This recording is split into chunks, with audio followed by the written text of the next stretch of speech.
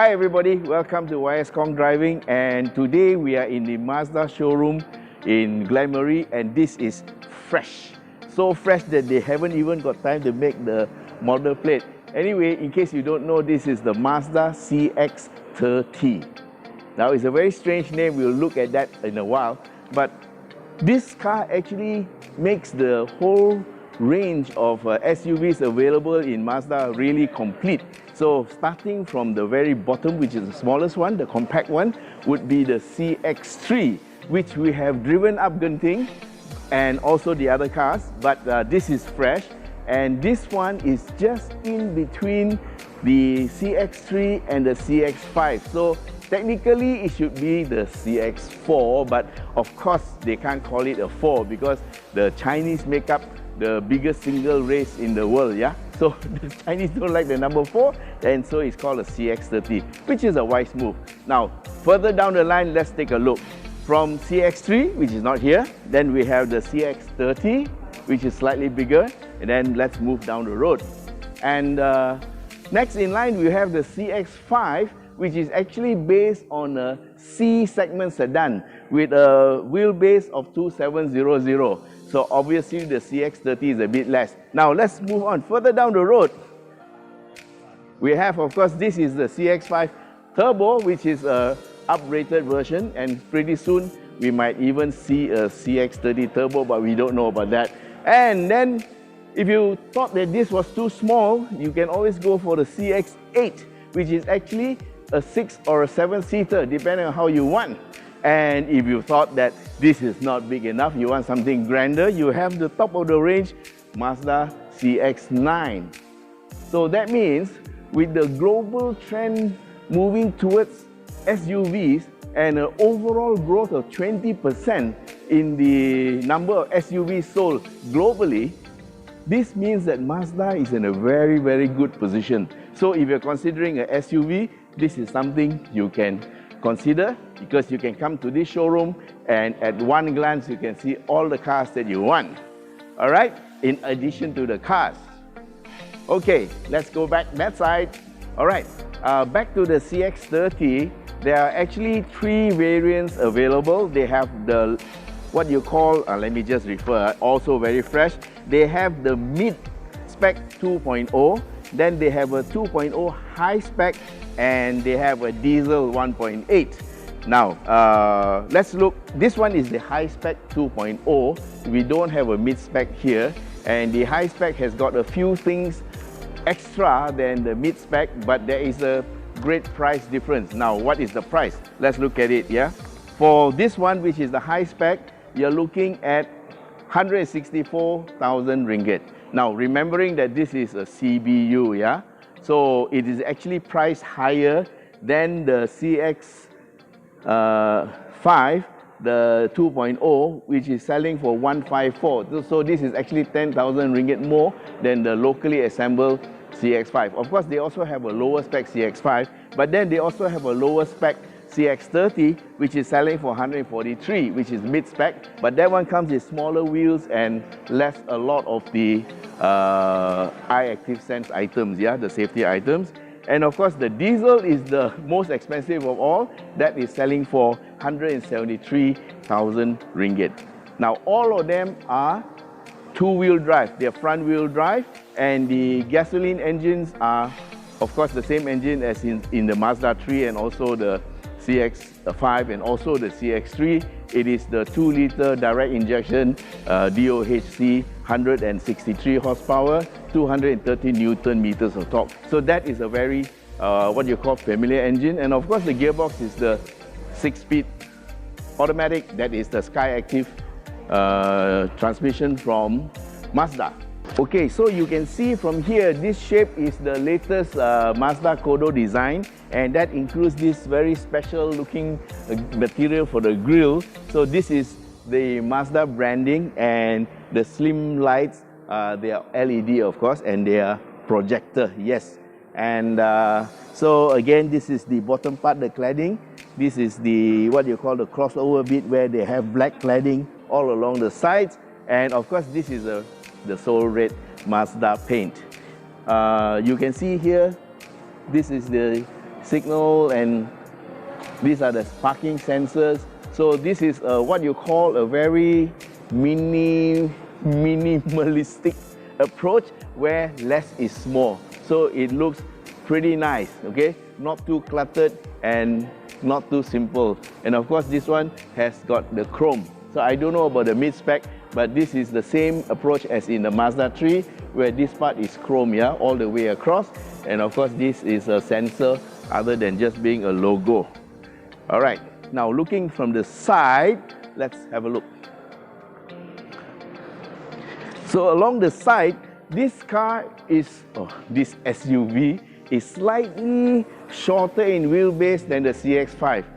Just as a comparison, this is 2655 mm and the CX-5 is 2700. So if my math is correct, 2700 minus 2655 is 45 mm shorter in terms of the distance between the center of this and the center of this. So it's 45 mm, which is about 1.5 or 1 3/4 inch shorter. So that is the lesser amount of space you will have inside, which is actually not so much. And so if you ever thought that the CX-3 was a bit small and the CX-5 was a bit too intimidating, then this is the car that is perfectly in between. And of course you can see the regular cladding that allows you to do a little bit of off-roading, and so these parts are replaceable plastic panels. Okay, now the wheels, there are two sets of wheels. For the mid-range you get 16-inch, but these get 18. So in terms of handling, I think it will be very good. And then you see, of course, at the front you have McPherson strut suspension and also a single pot floating caliper and ventilated disc. Alright, so this looks pretty good, and there's a bit of protection for the rim, so you touch the tire before you touch the rim. So you actually have to deflect quite a bit before the rim gets damaged. But these are pretty nice Mazda wheels, okay? And so far I haven't had any problem with Mazda wheels. Pretty good and pretty strong. Okay, that's McPherson struts in the front and ventilated disc, and at the back you get this looks like, yes, it's a torsion beam arrangement, and you have solid disc and a smaller floating caliper, and of course the same size wheels. Now these are sort of SUV wheels, yeah. Okay, they are, the size is 255 series. Yep. And these are Toyo tires. This is a CBU car, so these tires come from Japan. Okay, let's take a look at the back. At the back, you also get LED lights, and you can see that the inspiration comes from the Mazda 3. Later, we're going to take a look at the Mazda 3 and see. And you see here a very nice rear spoiler, and they follow the same type of design. It is not an add-on, it's part of the roof line, and this is very good because it helps to make the car look nicer. And of course the high stop light is here, and it also provides shade for the rear passengers in the hot afternoon. Of course these are LED, of course, and again the minimalist look is here. But if you look at the lines, it is very similar. You look at the lines here, it's very similar to the Mazda 3. Alright, so let's take a very quick look at the diesel next. Okay guys, we saw this car in Japan, and we also did a short video, but now we have it in Malaysia, and this is the first time I'm laying eyes on the diesel.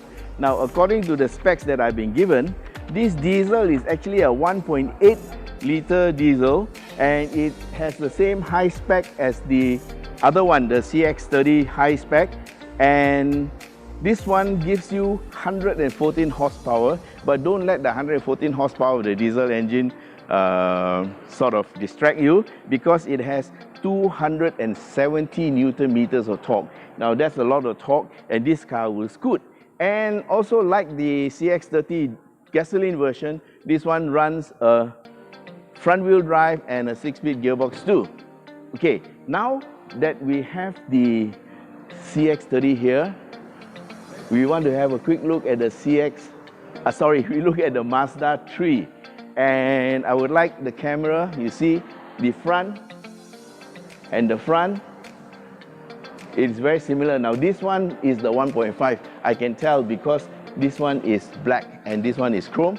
But the 2-liter version of the Mazda 3 is over there, and that one has the chrome garnish. So you can see that the front is very, very similar to the two cars, except that the CX and a little bit higher, but the lines are very, very similar.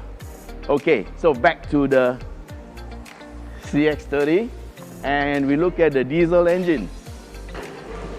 Alright, this is the first time I'm seeing the diesel engine. In fact, I have never seen a Mazda 1.8 liter engine. So this engine is all new. Now remembering that the diesel engine also runs a very low compression ratio of 14:1, yeah? So this is very, very a petrol engine in the same group. And you can see by wire, okay? And the turbocharger, where's my turbocharger? Okay, I think it's on the inside.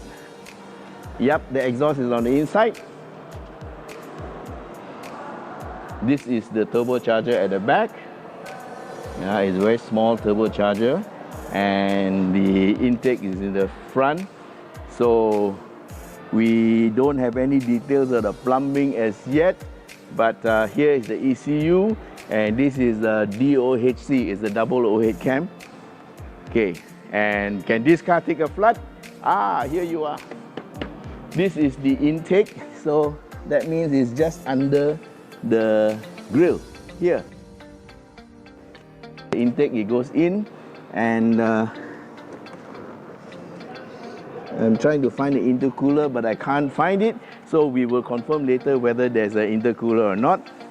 But the intake is quite high, and this is about almost 3 feet, yeah. So technically you can cover up to here lah, about 2/3 of the tire, and still be relatively safe. But again, always be very careful lah, because the road level can change whilst you are in the water. So try not to go through flood if you can, but if you have to, at least you know that the intake is around here. Now again, you can see here, if you look here, you can see that the Mazda is actually following what the other Continentals are doing. They have cut away the fender inside to save some weight. And here's another look. I would like you to look at the car from the front. If you look from the side, sorry, you can see that the engine is actually mounted. The engine is actually mounted just on top of the front wheels. Now that helps with weight distribution and also with handling. So you have less weight in front of the axle. So the Japanese makers are also developing their products, and they are also conscious of the weight distribution. So what is in front of the wheels is the radiator and a few ancillaries, but basically all the weight is behind. Okay, and of course the ECU is very high up in the engine compartment. Okay, we are back at the CX-30 gasoline version. Well, basically the way the car is built is very similar to in both the diesel and petrol versions, so we won't spend so much time on the engine. But as you can see, again, the 2-liter engine is double overhead cam, 1, 2, and then there's variable valve timing. And you can see here weight saving, yeah, they use aluminum. And of course, you can't see it, but down there, the entire engine is made of aluminum. So this is a lightweight engine, and that is good for fuel consumption. And again, you can see also the intake is in the same place, and drive-by-wire, okay, technology, and there's no turbocharger. But okay, if you ask me, can we have an angle from there? Okay. Okay, there is no turbocharger, but if you ask me, there is always room for one. So we don't know when Mazda will come out with a turbo version, but they did that with the CX-5, and I wouldn't be surprised if we have, because it's the same engine, okay, so you can do, oh yeah, they have a 2.5 liter turbo, but what's wrong with a 2 liter turbo? That would be really interesting, wouldn't it? Okay, let's move to the inside. Okay, this is the interior of the car. We don't want to start the engine because it's in the showroom, but later when the door is open, we'll just turn it on and have a look what it's like. Now, the interior, for those of you who know the Mazda 3, it is very, very similar. The reason why I showed you the lines of the Mazda 3 just now versus the CX-30 is because I suspect there's a lot of interchangeability and a lot of parts that are shared. Of course, Mazda hasn't said anything, but I can tell you this car is actually based on the Mazda 3. And you can see here, as you go in, you have analog meters, and then you have also looks like leather with some stitching, so this is pretty nice. And of course, they say they follow the same. This one looks very familiar. This is from the Mazda 3, and that's a new one. And this head-up display is not a reflection anymore, whereas the old one had a reflection of a digital readout here. It is now a projection. It projects onto the screen and you can see, okay? And if you look at this, it is very, very similar to the Mazda 3, except that it has slight differences, yeah? But the controls are very, very familiar. Everything looks the same. And you have, of course, your 6-speed gearbox, and then you have your toggle and your home switches and auto hold, which is very important. Auto hold allows you to stop the car. Once you come to a stop, if you have auto hold on, you let go of the brakes, the car will stay there until you accelerate again. Yeah, and of course, electronic parking brake.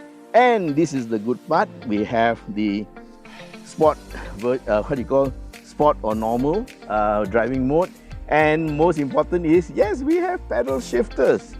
All right, so the steering is something very familiar. It's exactly the same, as far as I know, as what's in the Mazda 3. And then you see here, actually this is like a little bit of brownish or gray, yeah? Okay, okay. So this is the console. You can slide it backwards. Once you slide it backwards, there's a little hole, so you can throw your stuff inside. Okay, and then you can close it. Okay, but you can also open, and you have some things inside here. It's a bit dark inside here, but well, it's here, and you have your USB, you have a drink holder, and this is piano black. So the piano black theme that comes from is in the Mazda 3 is continued here. So this is very, very Mazda 3, and of course, you are paying the extra money. So look up here, guys. You have a sunroof. Yeah. So you have a sunroof, and then you have leather seats, and these seats actually, you get a very nice driving position. And let's check the steering. Yeah. Up, down, forward, and back. Yeah. So you can adjust your seat if you want. And it's mechanical, not electric, but who cares? Driver's seat is electrical. Battery seems to be a bit low. Let's see. Oh, battery is weak. Yeah, this car has been put up here a lot. A lot of people have been coming in and out, so the battery on this car is a bit weak. Yeah, you must remember it was shipped from Japan, yeah? So this car has not been PDI'd, or what you call a pre-delivery inspection, yeah? It's just put here, and so we don't need to start the engine. And we have memory position for the driver. Okay, there are positions you can choose, you can set your position, and also you have your i-stop off, very important. The one, the idle stop, you can turn it off, and then you have traction control and parking sensors. Now, a word on the safety systems. The high-spec model comes with the all the eye active sense. So just to be sure, I'm going to tell you, it's got 7 airbags. Yeah, that means you have driver and passenger, then you have the side airbags and the curtain airbags, that makes 6, and 1 knee airbag. Now also they have active front lighting system and also high beam control, so it's automatic, and you have blind spot monitor, you have the rear cross traffic alert. Yeah, that means if you're reversing and somebody is coming behind, it will make an alarm. Also driver attention alert, if you have erratic steering or you're feeling sleepy, the car senses that you're sleepy, it will alert you. And then it also has smart brake support, which is actually equivalent to what you call AEB. So if you are too close to another car and the sensors say that at this speed you're going to collide, it will brake for you, yeah, to a complete stop if necessary. And it also has MRCC, which is Mazda Radar Cruise Control. So this car actually comes really fully packed. And for this one, how much do you have to pay? You have to pay 164,119 because this is a high spec.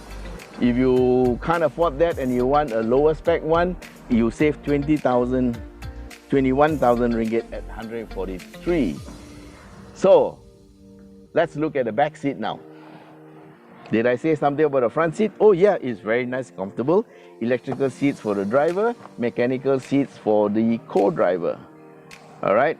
So everything here in front is very Mazda 3, so nothing much to talk about. It's very familiar. And of course, we have a stop-start button. Now we're going to go to the back seat. If you sit in the back seat, it's not too bad. Okay, I am sitting, this front position was not set by me because the electrics are not working. So it's set back a bit more than normal. But even then, I'm sitting here and maybe the lighting is not so good, but I have about 4 inches of knee room, and there's plenty of leg room because my legs can go under the front seat, so there's plenty of space. And good thing is you have also aircon louvers, aircon vents at the back, so you can get, it's just a vent, and also whether you can close it or open it, and you can shift it, but there's no aircon control. Okay, and of course you have, oh my god, you have 4 oh my god handles, a little one more than necessary, but the back part is quite nice. You have your ISOFIX and also 3 headrests and also 3 seat belts for the back. So technically it's made for 5 people. Maybe a little bit on the small side, but you wanted a small SUV, right? You want more space? Go to the CX-5 or CX-8 or CX-9, yeah? So this is made for the people who want it slightly smaller, but not as small as the CX-3. Okay, and by the way, the CX-3 will continue to be sold alongside this CX-30, and that's about it. So let's look at the back. Yeah, of course, the rear seats also fold down and split, but let's not go into that. Everybody knows they do. So let's go to the back. The gasoline version didn't work because the battery was flat, because too many people have been playing with the car, but here we are. So the high spec CX-30s have this, what you call electric control. Yeah, so it's pretty good. And okay, let's do it again. Open sesame, yes. And of course there's a reversing camera, yeah. And looking down here, you can look at the spare tire. All right, it's a full, it's not a full size, it's a 3/4 size maybe, for temporary use only. It's a space saver of sorts. And then all the tools here are very well packed, and there you are. And there you can see how the seats split and fold, and there's a light here, and of course there's the tonneau cover. So the specs are the same for diesel and petrol for the high spec, yeah. So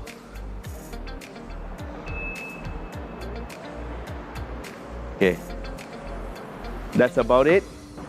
So guys, that's the CX-30 SUV, and as I said before, this completes, or rather makes the entire SUV range of Mazda complete. So depending on the size of your pocket or what you prefer to have, there is a SUV for your needs. All right, thank you for watching. And then if you like our video, please don't forget to share. And of course, please subscribe and get your friends to subscribe. And that will help us to give you more content like this. Thanks very much for watching, and bye-bye.